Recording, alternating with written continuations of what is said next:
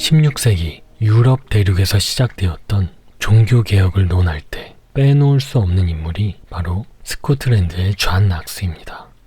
그는 제네바의 유명한 개혁자 칼뱅을 곁에서 도우면서 칼뱅에게 큰 영향을 받았다고 알려져 있습니다.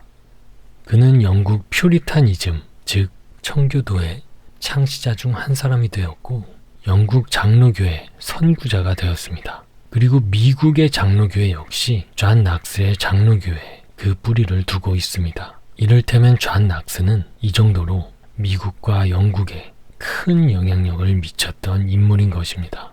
그런데 그 존 낙스를 개혁자의 길로 들어설 수 있게 만들어준 사람은 이름도 밝혀지지 않은 도미니크 수도회의 한 수도사입니다. 바로 그 수도사의 가르침이 존 낙스가 가지고 있던 기독교 본질에 대한 그릇된 눈꺼풀을 벗겨주었던 것입니다. 모든 그리스도인들이 존 낙스와 같은 위대한 개혁자가 될 수는 없습니다. 그러나 존 낙스처럼 위대한 개혁자가 될지도 모를 누군가의 눈에서 그릇된 눈꺼풀을 벗겨주는 한 명의 도미니크 수도회의 수도사가 될 수는 있습니다. 19세기 찰스 스펄전은 영국이 낳은 세기의 설교자라고 크게 알려져 있습니다. 지금으로부터 150년 전에 그의 설교를 듣기 위해서 매번 1만 5천 명의 관중이 모여들었습니다.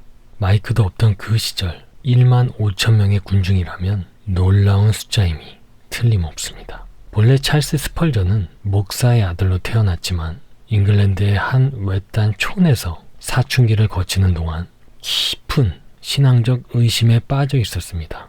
그러던 어느 날 저녁 스펄전은 시골 작은 교회 예배에 참석했습니다. 그날 눈보라가 몰아쳐서 설교하기로 예정되어 있던 목사가 끝내 모습을 나타내지 못했습니다. 할 수 없이 교인석에 앉아있던 평범한 한 교인이 강단에 올라가서 대신 설교를 하게 되었는데 그 설교가 찰스 스펄전의 마음에 불을 지른 것입니다. 그리고 그것을 계기로 그는 수없이 많은 사람들을 회심시키는 세기의 설교자, 세계적인 전도자가 되었습니다. 여러분, 모든 그리스도인들이 다 찰스 스펄전과 같은 세기의 설교자, 세계적인 전도자가 될 수는 없습니다. 그러나 혹 찰스 스펄전과 같은 위대한 인물이 될지도 모를 신앙의 회의 속에 빠진 한 청년의 심령 속에 복음의 불길을 던져주는 시골 작은 마을, 작은 교회의 한 교인이 될 수는 있습니다. 18세기 감리교를 창시했던 존 웨슬리는 본래 영국 국교였던 성공회의 목사였습니다. 그의 나이 32살 때 선교를 위해서 대서양을 건너 미국으로 갔습니다. 그러나 결과는 실패였고 그에게 돌아온 것은 깊은 좌절과 영적 무력감 뿐이었습니다. 그는 어쩔 수 없이 2년 만에 영국으로 돌아와야만 했습니다.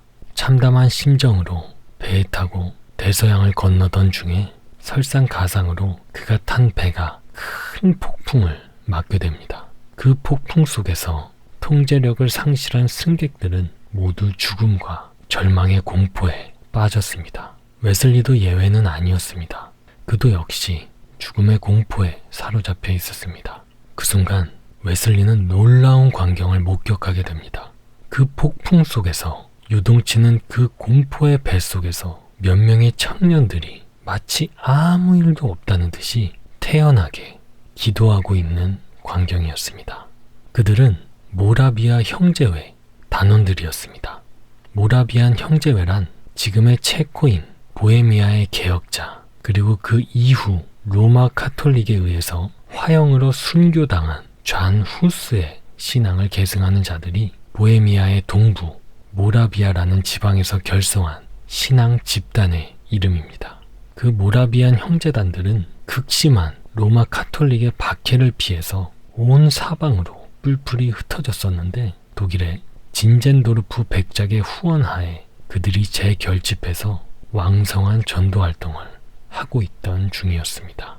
그 폭풍 속에서 태연히 기도하고 있는 그 청년들의 모습은 존 웨슬리에게 충격과 수치심을 함께 안겨주었습니다.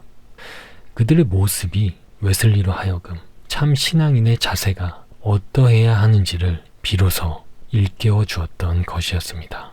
그들의 모습에 비추어 볼 때 두려움에 사로잡혀 벌벌 떨기만 했던 자기 자신은 감히 하나님을 믿노라고 고백할 처지도 아니었던 것입니다.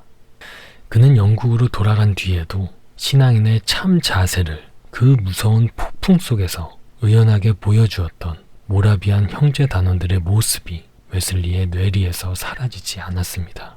그는 영국에 있는 모라비안 형제 단원들과 접촉도 시도해 보았지만 성이 차지 않았습니다. 웨슬리는 독일로 건너가서 모라비안 형제 단원들의 후원자이자 지도자였던 진젠도르프 백작을 직접 만나 그에게서부터 많은 것을 듣고 배웠습니다. 이처럼 웨슬리의 회심과 새 출발에 모라비안 형제 단원들이 결정적인 역할을 했고 그 결과 감리교단을 창설했던 웨슬리는 오늘날 150만 명이 넘는 감리교인이 있는 우리나라에까지 영향을 미쳤습니다.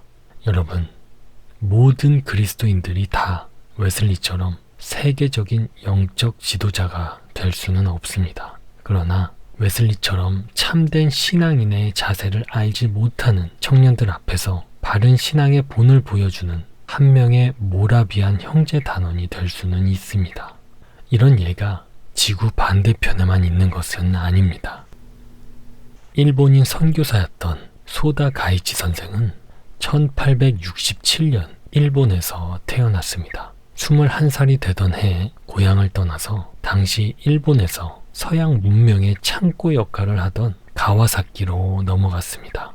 그는 거기에서 탄광, 광부로 일하면서 초등학교 교사가 되었다가 25살이 되던 해에 노르웨이 화물선에 선원이 되어 홍콩으로 진출합니다. 그곳에서 3년간 경험한 뒤에 다시 대만으로 건너갔습니다. 객지에서 젊은 가이치의 삶은 무절제하기 짝이 없었습니다.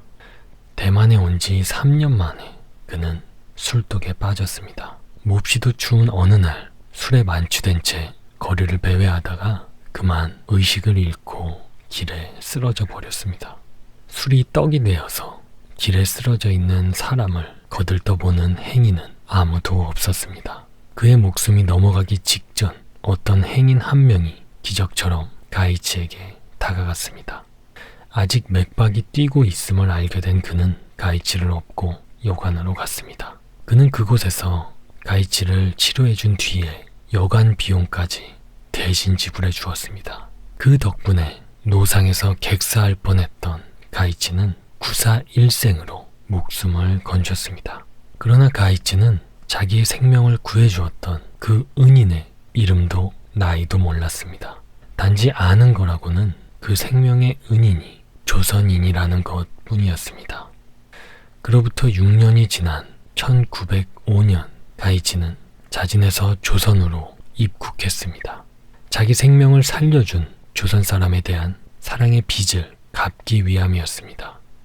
YMCA에서 1호 교사로 봉사하던 중에 독립운동가였던 월남 이상재 선생으로부터 감명을 받고 그는 기독교 신자가 되었습니다. 한국의 독립지사들을 도우다가 1921년도부터 조선 땅의 고아들을 위해서 자신의 삶을 바치기 시작했습니다. 1920년부터 몰아닥쳤던 경제공황으로 매일 수없이 많은 아이들이 길거리에 버려졌습니다. 가이치 선생 부부는 그 버려진 아이들을 데려다가 자신들의 품으로 키웠고 그렇게 보살핀 조선 고아들의 숫자가 해방이 될 때까지 무려 1,000여 명에 이르렀습니다. 해방과 동시에 일본으로 돌아갔던 가이치 선생은 1961년 한국으로 되돌아왔고 한국 고아들과 더불어 살다가 1962년 96세의 나이로 한국 고아들 곁에서 세상을 떠났습니다. 우리 정부는 일본인에게 최초로 문화훈장을 선사했고 그의 유해는 양화진에 묻혀 있습니다. 방탄하기만 했던 한 명의 일본 청년이 한국 고아들의 자애로운 아버지로 탈바꿈하는 그 역사적인 현장에는 한 명의 조선인이 있었습니다. 그 조선인이 없었다면 위대한 조선 고아들의 아버지 가이치 선생의 삶은 불가능했을 것입니다. 여러분, 모든 그리스도인들이 1,000명의 고아들을 살려내는 위대한 고아의 아버지가 될 수는 없습니다. 그러나 1,000여 명의 고아를 살려내는 가이치 선생이 될지도 모를 방탄에 빠진 한 명의 청년을 건져내는 한 사람의 조선인, 다시 말해 한 명의 선한 사마리아인이 될 수는 있습니다. 이상 열거해드린 사례들 속에는 두 가지의 공통점이 있습니다. 존 낙스를 위대한 개혁자의 길로 접어들도록 영향을 미쳤던 도미니크 수도회의 한 수도사, 폭설이 내리는 밤에 찰스 스펄전 신명 속에 복음의 불을 질러주었던 잉글랜드 벽촌의 작은 시골교회의 한 교인, 존 웨슬리의 회심과 새 출발에 결정적인 영향을 미쳤던 모라비안 형제 단원, 방탕한 소다 가이치를 위대한 1,000명의 고아 아버지로 변하도록 해주었던 한 명의 조선인은 모두 이름이 밝혀지지 않은 익명의 사람들이었다는 것이 첫 번째 공통점이고, 두 번째 공통점은 그럼에도 불구하고 그들이 모두 진정한 그리스도인이었다는 것입니다. 그들은 모두 자신들의 생애에서 자신들이 한순간 만났던 사람들이 자신들로 인해서 세계의 역사의 한 부분을 새롭게 하는 하나님의 도구로 쓰임받았다는 사실을